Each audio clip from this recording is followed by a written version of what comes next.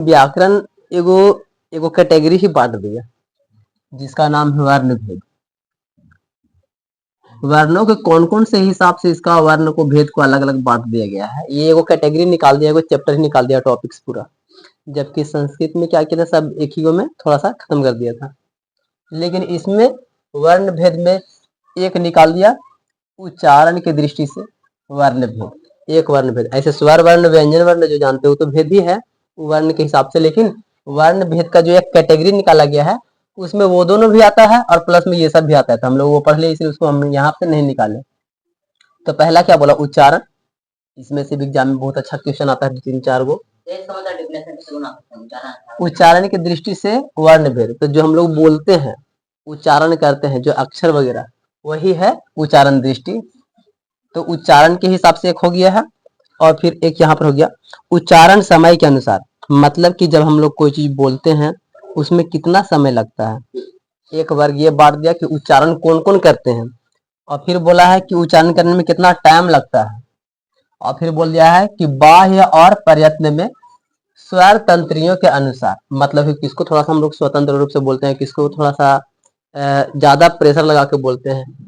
और फिर यहाँ पर भी ये दोनों लगभग दोनों एक जैसा महसूस हो सकता है श्वास की मात्रा के अनुसार, कि हमको किसमें ज्यादा सांस लग रहा है, किसमें लंबा सांस खींचना पड़ रहा है, किसमें तुरंत आवाज निकल रहा है।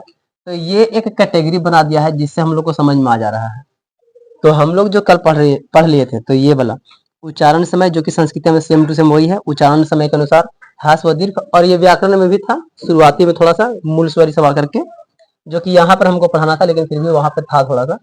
फिर उसके बाद में ये वाला भी घोष अघोष संस्कृत में कल पढ़ लिए हैं, अल्प प्राण और महाप्राण, ये भी संस्कृत में ही पढ़ लिए हैं। तो टोटली हम इन सबको डेफिनेशन यहाँ पे दोबारा नहीं दिए हैं, फिर से पढ़ा हुआ है।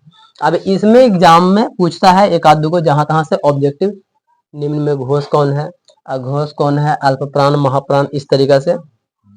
निम्न में मूल स्वर किसको बोलते हैं, दीर्घ स्वर किसे बोलते हैं। और यहाँ पर एक चीज और लिख दी एक्स्ट्रा में, व्यंजनों के वर्ग।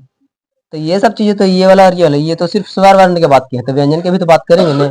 तो व्यंजन वर्ग में जितना अंतस्थ व्यंजन, उसमें व्यंजन जितना भी ये सब चीजें पढ़े हैं वो सारा के सारा चीजें इसमें आ गया है। मतलब कि उच्चारण समय के अनुसार में ह्रस्व स्वर, दीर्घ स्वर, व्यंजन, स्पर्श व्यंजन, अंतस्थ व्यंजन, ये सब चीजें इसी में आ गया है। तो हम लोग ये सब ऑलरेडी पढ़ चुके हैं यहाँ से यहाँ तक के, तो हम लोग उसको साइड करते हैं। अब हम लोग एक्चुअली यहाँ से समझते हैं, क्योंकि ये वाला हम लोग सिर्फ पाठ नहीं पढ़े हैं वर्ण भेद का। उच्चारण की दृष्टि से वर्ण भेद, तो यहाँ पर 8-9 को जो भी बताया गया है इसमें भी है, 10 तक आ गया है, 9-10, तो कोई दिक्कत नहीं। कंठ, तालव्य, मूर्धन्य, दंत, वत्सर्य, ओष्ठ, दंतोष्ठ, स्वर, यंत्र, मुख्य। अब इन सभी के बारे में थोड़ा थोड़ा नीचे में दिया गया है, और एग्जाम में जो सबसे ज्यादा आएगा यही आएगा, यहाँ से लेकर के 9 तक में। 9 तक में बहुत ज्यादा क्वेश्चन आता है, एरर में से कोई भी आ सकता है, 2 गो या 3 गो या 4 गो। जैसे एग्जाम्पल फॉर्म में कि पा के उच्चारण स्थान क्या है, क्या के उच्चारण स्थान निम्न में कौन है, ऐसे करके क्वेश्चन बन जाएगा। और फिर ऐसे करके इधर में लास्ट में कि ये उच्चारण कहाँ से हो रहा है, कवर का उच्चारण स्थान क्या है, इस तरीके से भी क्वेश्चन पूछ सकता है। या तो फिर कंठाय वर्ण किसे बोलते हैं, तो जो कंठ से उच्चारित होता है, यहाँ पर साइड में भी लिख दिए हैं। एक यही चीज में 3-4 तरह से कैसे भी पूछ सकता है वो। अब बात आता है सर कि इसको याद करने का क्या कॉन्सेप्ट, थोड़ा सा कॉन्सेप्ट वगैरह भी तो होना चाहिए। कुछ चीजें हैं जो कि आसानी से, हाँ, अधिकतर इसका याद करने का कोई ज्यादा कुछ ट्रिक्स नहीं है, बस थोड़ा सा तुम महसूस करना बोलोगे, और महसूस करना कि कहाँ से टकराता है या कहाँ पर चेहरा चेंज होता है, वही तुम्हारा उच्चारण हो जाएगा। जैसे सपोज दैट पा बोलते हैं, तो पा होठ टकरा रहा है, तो होठ से आवाज आ गई।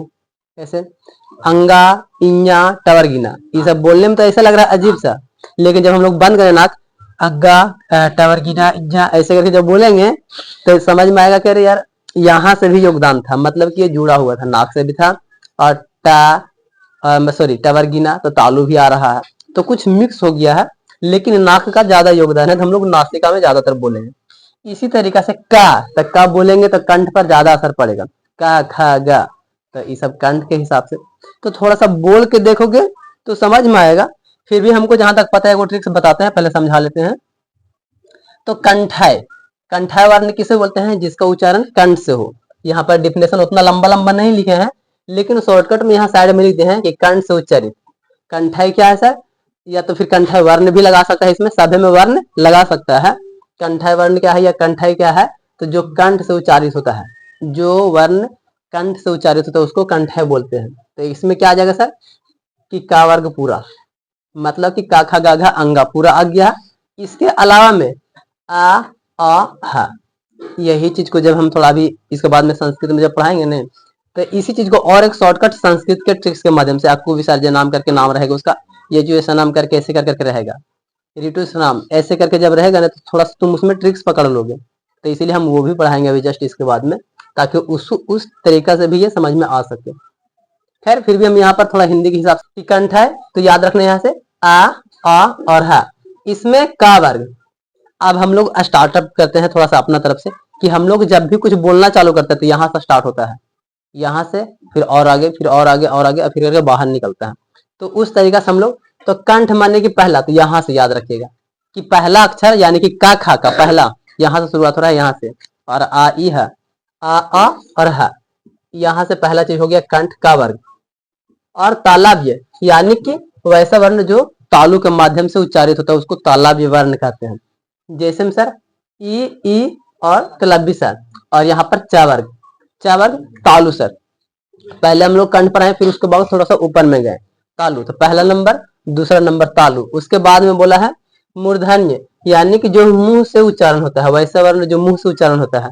तो फिर कंठ तालु और फिर ऐसे मतलब सामने फेंक रहा है, मतलब किसी में नहीं टकरा रहा है। कंठ आया फिर तालु आया दूसरा नंबर में, यानी कि का वाला पहले, दूसरा नंबर में चा वाला, तो पहला और तालु दूसरा, और मुंह से एकदम तीसरा फेंक रहा है, इस तरीके से मूर्धन्य। तो मूर्धन्य में री रा तलबिसा और टा वर्ग। तो ये सब मुंह से नहीं किसी से उतना टकरा रहा है, लेकिन हल्का लग रहा है हम बोलने में, थोड़ा मुंह से ऐसा ही निकल रहा है आराम से। तो 3 जगह पर याद हो गया हम लोग को, पहला और फिर उसमें ऊपर टकराया और फिर सामने ऐसे करके फेंका।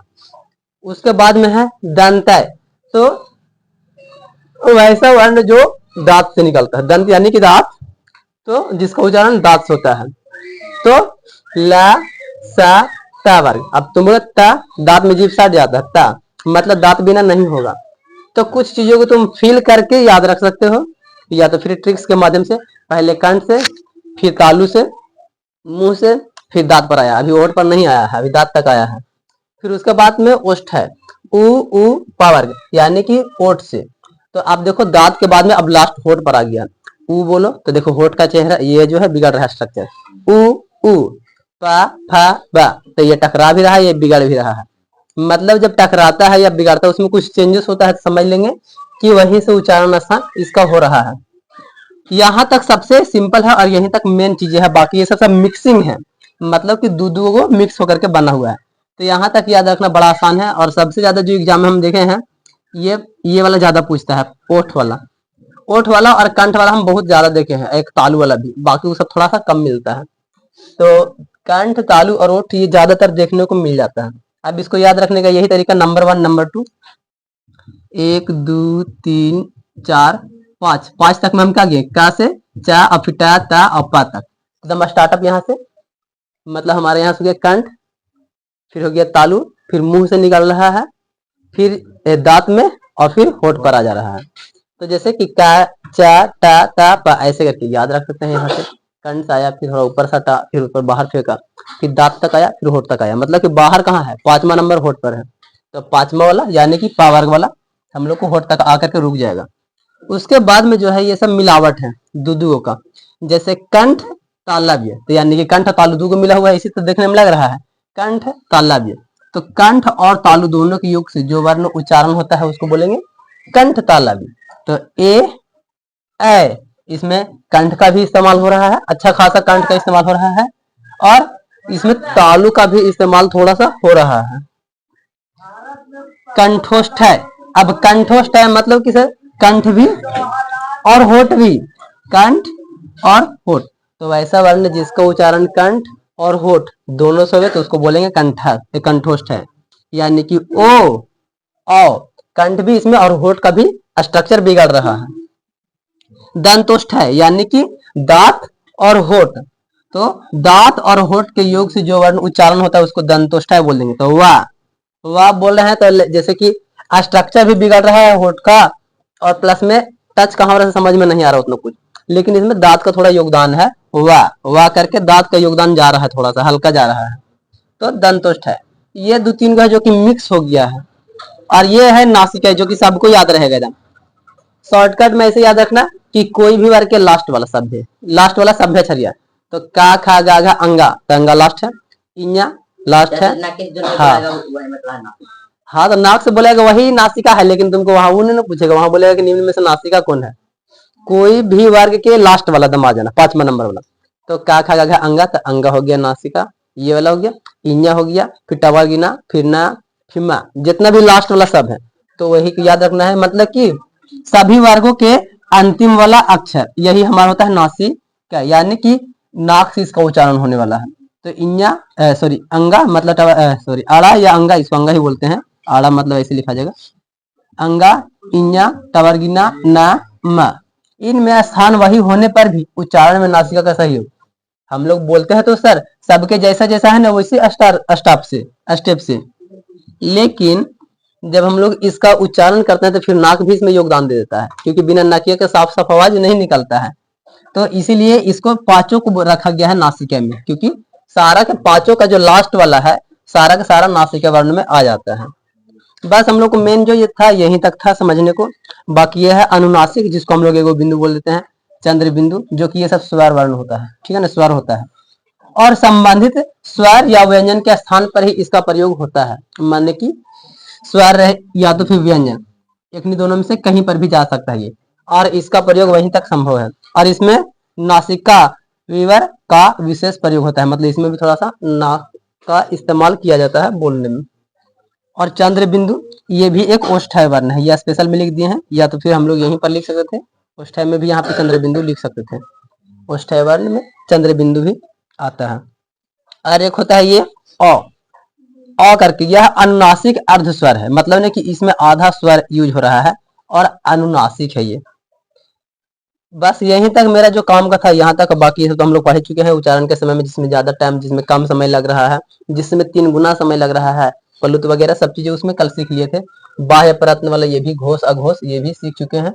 अल्प और महा यानी कि श्वास के मात्रा के अनुसार में किसमें कितना सांस खिंचा रहा है। तो जस्ट ये वर्ण का भेद कंप्लीट हो रहा है, यानी कि हम लोग जो पहला पढ़े थे खाली वर्ण, पहला में था वर्ण और दूसरा में था वर्ण भेद, और ये सब पढ़ किसके गए थे, वर्ण विचार में शायद, हाँ वर्ण विचार शायद, वर्ण विचार। तो हमने 2 क्लास किया है वर्ण विचार का, वर्ण विचार का 2 क्लास, तो शायद अगला क्लास होगा मात्राएं, जहां तक हमको पता है यही होना चाहिए। तो कल मात्राएं के बारे में जानेंगे, कौन कौन सा मात्रा होता है।